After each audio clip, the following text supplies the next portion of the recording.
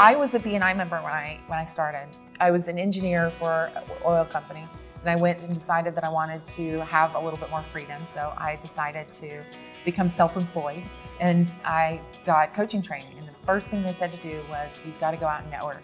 You've got to get word of mouth, because coaches don't get business from a billboard. I look up networking opportunities in my area, and I was in the San Francisco area, and I get a free report on networking opportunities, and it's this huge report, and BNI's at the top because it starts with a B and it was in alphabetical order. So I show up at the meeting. Coaches were all over the place in the California chapters, and so there was competition in every one. There happened to not be competition in the Mount Diablo chapter that I visited that was the closest to my house. So I visited. I loved the process. So I have an engineering background, so I appreciate process, but I also love the people aspect of it. BNI brings those two things together in such a magnificent way. I knew it was gonna work. So fast forward about 5 months, I made $24,000 for my BNI membership, and I could quit my corporate job and move back to where my family was. And so I decided to move back to Alabama.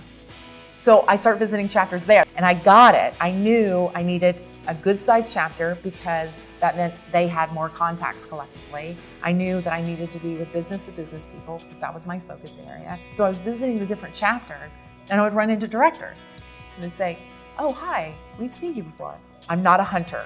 I promise you, I'm not a hunter. I am 100% just trying to figure out the best fit of where I want to start really building relationships. So then that turned into me becoming an ambassador, because they thought, oh, she clearly gets BNI if that's how she's picking her chapter. And then my first team meeting I showed up at, the executive director said, I think I want to sell my region and do something else. So I made a deal with her, and we were going to move forward. And the partner, she had a partner that I was going to take on. The partner ended up having a massive stroke and ultimately passing away. And so now she comes to me and she says, I have to sell the whole thing. I figured out a way to get investment from the other, but there was just no way. Went to my parents and I said, hey, there's this business opportunity, showed them the profit loss statement, the whole thing. My parents come from a long line of employees. They said, no way we're doing this. Yeah, just no way. So I was heartbroken. I was absolutely heartbroken. And I happened to vent to a fellow BNI member.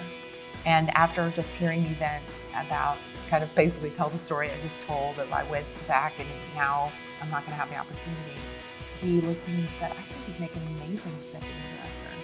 I'll loan you the money to do it. So he loaned me, a fellow BNI member loaned me the money to buy the BNI region.